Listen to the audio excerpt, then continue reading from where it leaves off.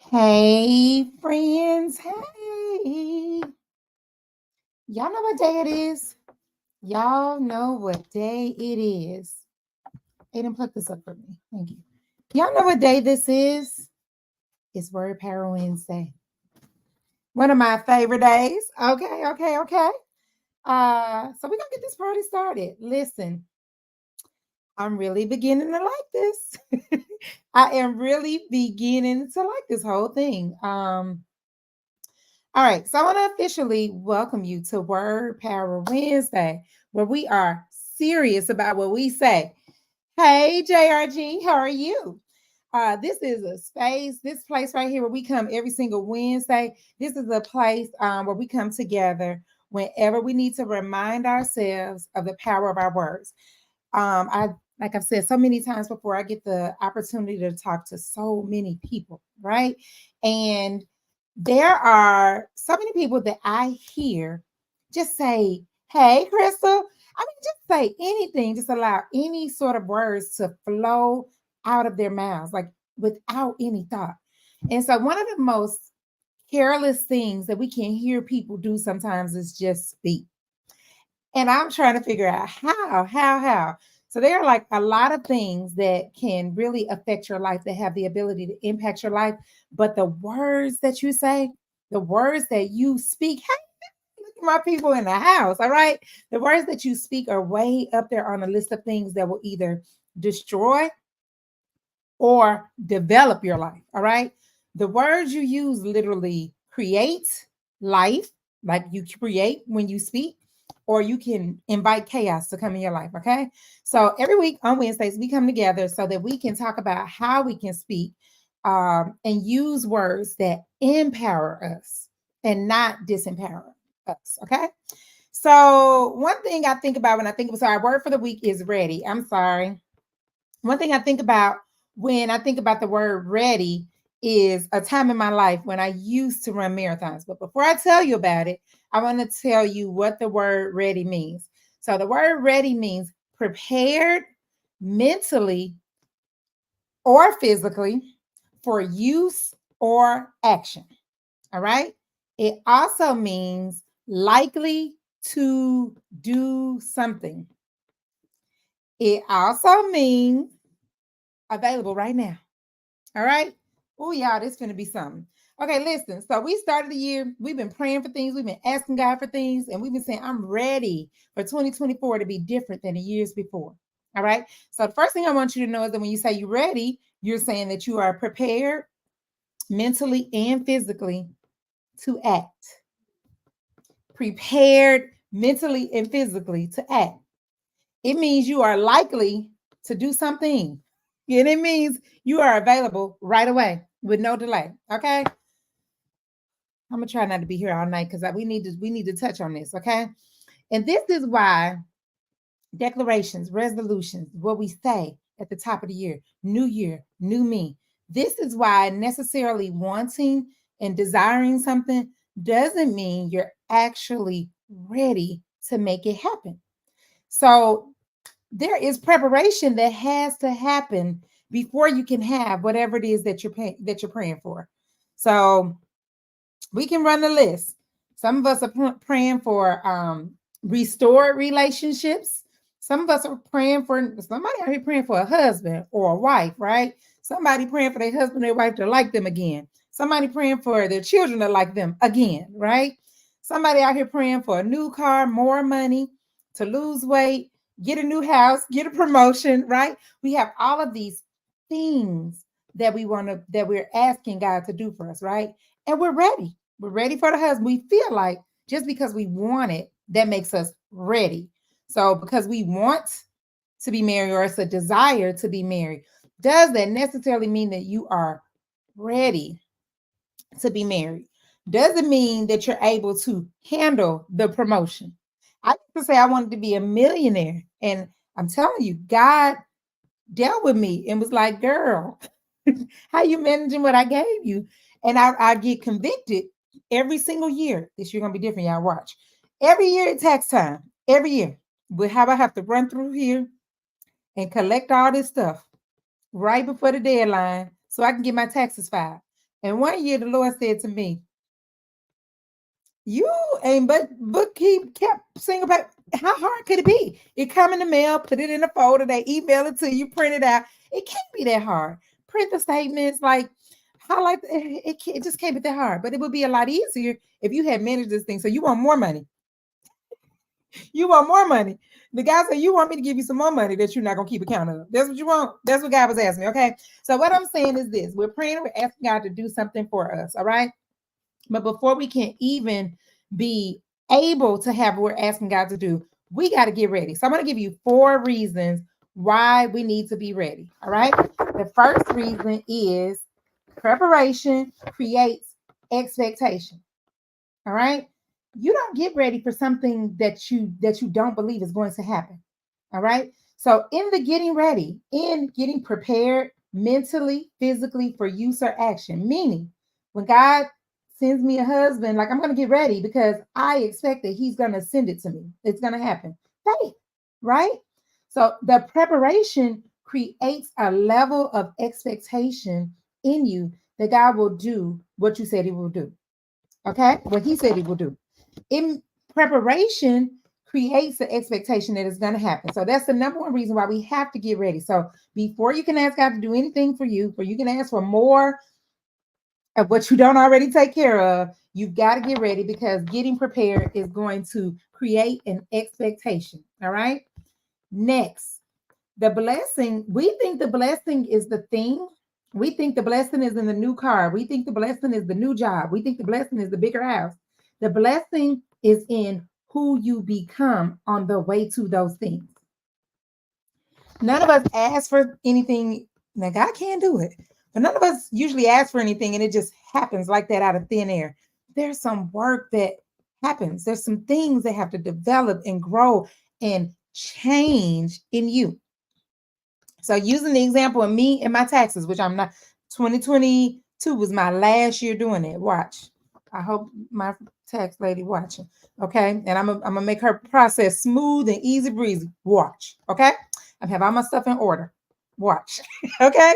But what I'm saying is there's something that has to develop in you to be able to handle what you're asking for.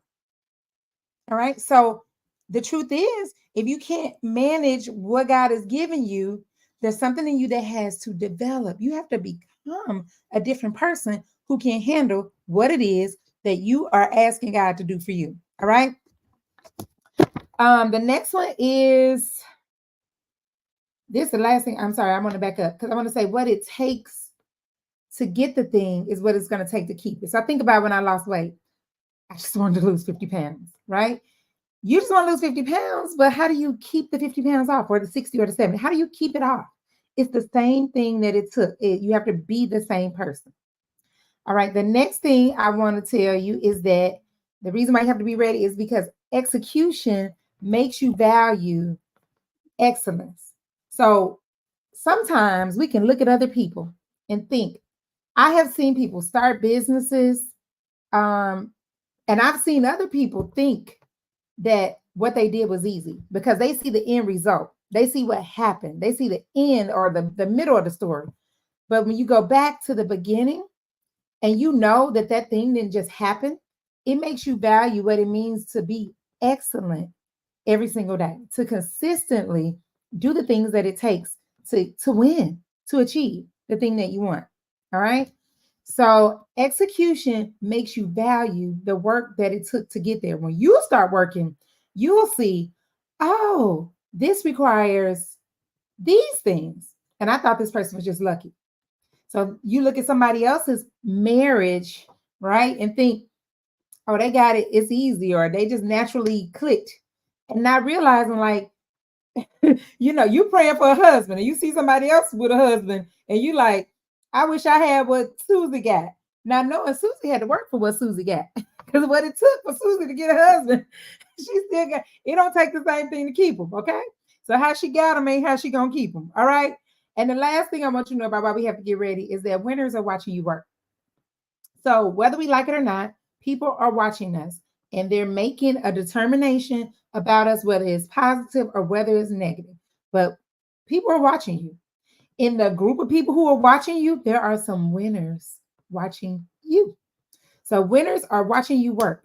And do you know what will happen when a winner sees you being excellent on a consistent basis?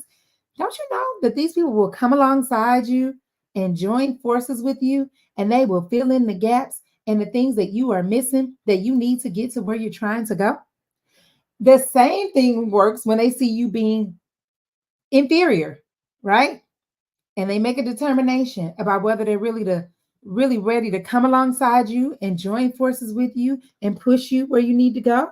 All right. So when you are getting ready, when you are in the act of preparing for what you ask God to give you, there's some winners watching you work.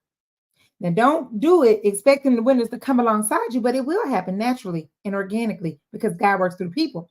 So He'll send just the people you need to fill in the thing that you didn't have, to fill in what you needed that you didn't have, that one little thing that you needed just to take you to the next level. All right. I'm telling you because I know. I'm telling you because I know. All right. So I want to give you 5 things. I think it's 5. I wrote these out. I think it's 5. We're going to find out. All right. I think it's 5 things that you can do. All right. To start getting ready. I want to give you synonyms though for the word ready. Ready means fit. It means prepared. It means qualified. All right. So these are some things that you can do to get qualified, to get prepared and fit for what you ask for. So the first thing that I need you to do is to believe one more time. All right. So as you stand here believing God for something, you have believed God for that something before, and you still don't have it. And you just might be saying, Lord, I have asked, and I have done this thing and that thing. And I thought it was the thing that was going to give me what I'm looking for, and it hasn't happened. All right. I want you to believe one more time. All right. That God is orchestrating something on your behalf. I bet you, and I know I can, think of situations where I wanted something to go a certain way. And I'm thinking me and God are on one accord, and it doesn't go the way I thought it was going to go according to my plan. And then it doesn't go to my according to my plan. And then I'm like, Lord, I've been praying, I've been fasting, I've been asking, what are we doing, Lord? Right? I start to question him and doubt him, right? And wouldn't you know it, as God would have it, I literally can look back in my journal. I found a scrap of paper today that I wrote. I guess it had to be like last year sometime, but it's still the same thing that I'm praying for now. But I'm starting to see like the next steps for how it can happen. You understand what I'm saying? But I've been asking. All right. So while you are believing, know that God is working. And the steps and how it's going to happen, that part is not your business. He just needs your faith. He needs your faith. He needs your obedience. So believe one more time. Keep talking to God and act when he tell you that. When he tell you do something, do it. See, we be waiting to do what God told us to do. We be shuffling our feet, but we want God to hurry up. That's another lie for another day. All right. So the first thing I need you to do is believe one more time. Just have faith that what you're asking God to do for you, that it can happen. All right. The next thing I want you to do is to self-assess in an honest way. There are some honest conversations that you are going to have with yourself, because your mouth says you're ready, but your actions say you aren't. And you're going to have to be honest with yourself about, just like I was honest about these taxes, you're going to have to be honest with yourself about the things that you do that stand between you and what it is you say you want. And that's going to require some transparency with you and potentially transparency with others. All right. So if you feel like you want to be somebody's husband, you have to be honest about what that's going to require. And are you that person today? It doesn't mean that you can't, but you got to be honest with yourself about where you're starting from. All right. So believe one more time. Next, I need you to self-assess honestly. All right. About how we got here. All right. Next, you're going to make an effective action plan. An effective action plan. It sounds like a SMART goal. It does. It does mean that you got to stretch a little bit too, though, because I don't know if the SMART goals require you to stretch. I believe in goals that have a little faith on it. You know, something that, you know, I want it. Tanisha can do it, but then I want God to put a little super on that natural. You know what I'm saying? Tanisha got it, but Wait till he touch it, right? So I need you to create an effective action plan. How are you going to do it? So what there isn't a strategy for getting a husband, but you can make yourself more marketable, right? You can make yourself more approachable. You can make yourself more available. You can make yourself more sociable. You can make yourself more attractive, right? There's not a date that you can say, I'm going to lose this particular weight back, but you can eat some vegetables. You can drink some water, right? So I want you to create an effective action plan, all right, that you're going to commit to every single day. Next, all you got to do is start. All right, take ownership and start. So that's going to require you to start doing some of the things that the person you want to become would do. So if I want to be a president of a company, what would the president of the company do? Would they come to work late? What would a wife do? I'm not touching it. I'm leaving it alone. What would a wife do? I'm not going. Okay. What would a husband do? What would a millionaire do? Right? What would a person who is 70 pounds do? They would probably think about what they're eating before they eat. Right? So you need to start doing the things that the person you want to become would do, because I need you to remember the blessing is in the becoming. It's really not about this finish line. It's really about how you change along the way. And the journey never ends. It never ends because you will continually have to do that thing. The truth is, though, and the part that we don't remember is that it will get easier. All right? It will get easier. I remember when I started my journey the first week and I saw all the vegetables that I was going to be required to eat.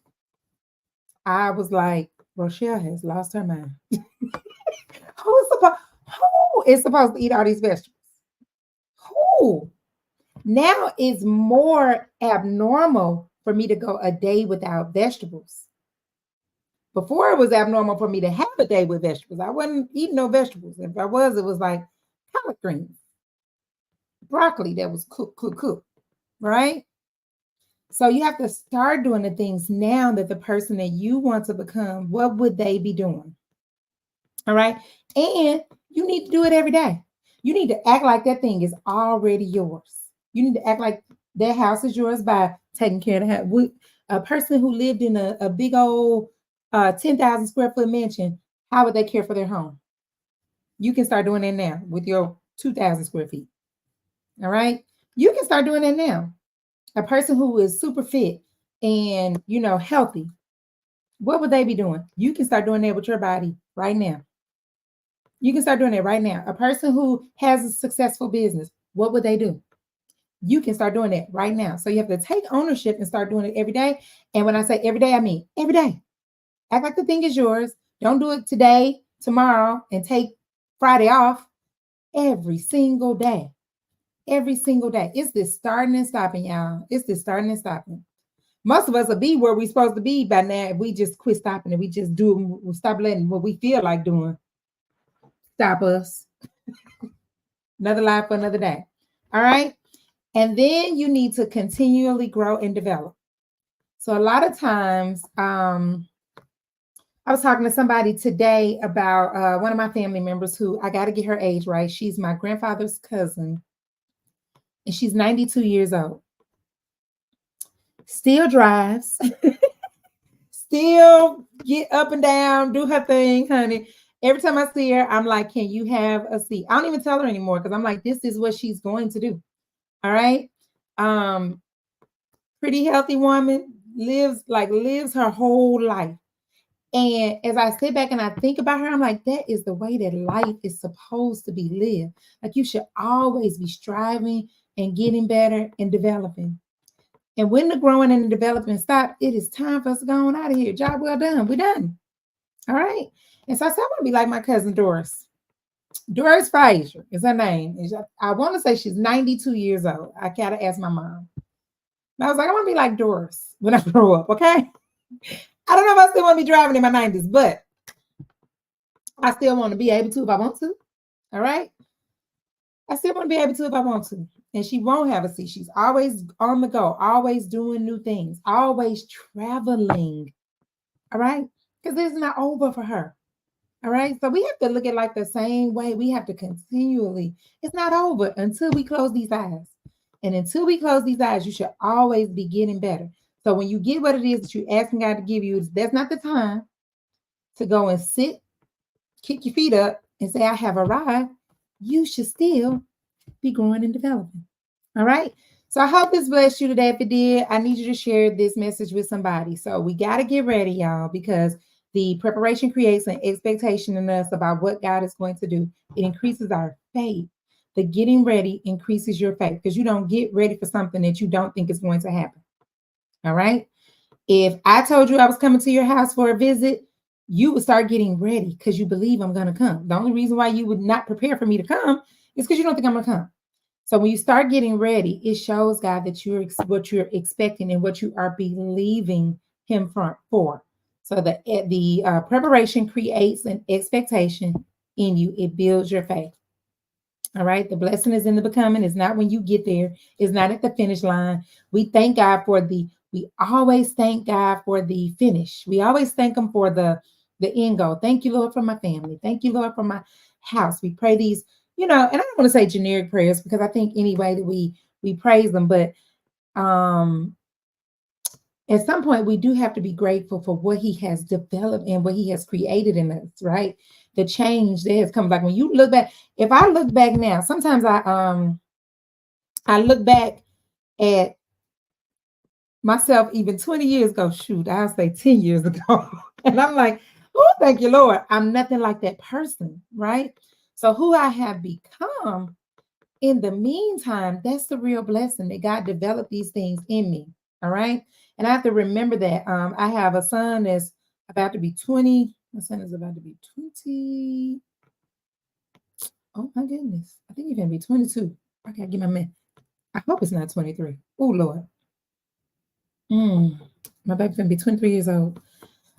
Whew, okay. And I have nieces and nephews that are in their 20s. I have nieces, my oldest niece is about to hit 25 years old. And so I can remember when I'm talking to them how I was 20 years ago, right? And so I try to tell them I've been where you are. This ain't new stuff, okay? This ain't new things that you're doing and you're talking about. But I always want to leave the door open for them to be honest with me. All right, because what I know for sure is where they are today is not where they're going to be. All right. And the real blessing is who you become along the way. All right. Next, when you execute, it makes you value excellence. All right. When you working, you're more appreciative of the work that you see others do and work that others have done. And I think this is important because we live in a world like social media. You can go on Instagram and Facebook and people can give you whatever version of their life that they want you to have. And they can make their life look like whatever they want it to look like. So it's very easy to look at what somebody else is doing and saying and think that they got that thing on the string. It's all together and everything is perfect and right. All right. But when you see the work that somebody has put in, it makes you value what it means to make a decision, because that's all it is a choice. It makes you value what it means to make a decision to be excellent on a consistent and everyday basis. On a consistent and everyday basis. All right. So what does that create? It inspires you and it inspires others because again, people are watching you, whether you like it or not, they're watching you. They ain't even trying to watch you, and we don't have to even give much effort to watch one another's and what we're doing. We don't have to pay attention much to pay attention to what each other is doing. We all got little windows into each other's lives, so people are watching. And winners know when they see somebody executing in an amazing, in an excellent way, and people want to be a part of that team. So when you move every day, getting prepared for what you ask God for, and somebody watching you saying, I can walk alongside that. I can participate with that. I can get with that. All right. But when you're doing average and mediocre things, nobody wants to join that team. I wish I had sports analogy. My team I was going to throw a team out here, but my team that I like might be mediocre because I don't like teams. I like people. I don't like teams. I like people. So I'm a Saints fan because I live close to Louisiana, but I was a Drew Brees fan. So I like the team because of the people on the team, if that makes sense. But I'm saying nobody wants to get behind mediocre performance or average performance. And so when you execute excellently, a winner gonna want to walk alongside you. All right. So hey guys, listen, I'm getting out of here. It is this okay, I did good. 30 minutes. I had said no longer than like 45 minutes, but we did it. Okay. I pray that this blesses you in some way. If it does, please like, subscribe, share with a friend. I also want to invite you to my now some of my folks on here, they already been, but I want to invite you to my masterclass I do every week. Next masterclass is tomorrow at 7 p.m. Central. If you want to register, go to Happy New Year now. If you need somebody to walk alongside you, as if you want to know what's the real reason why you keep on getting stuck, I need to see you tomorrow. We talk about the reason why you get stuck, and I give you a framework for how you can get unstuck. All right. So if that sounds like you, go to happynewyearnow.com and I will see you tomorrow at 7 p.m. For everyone else, I will see you next week for Word Power Wednesday. I was almost going to tell y'all the word, but I'm not going to tell y'all. I'm not going to tell y'all. Listen, I love y'all to life. I thank you so much for hanging out with me. It has been a blast, and I will see you next week.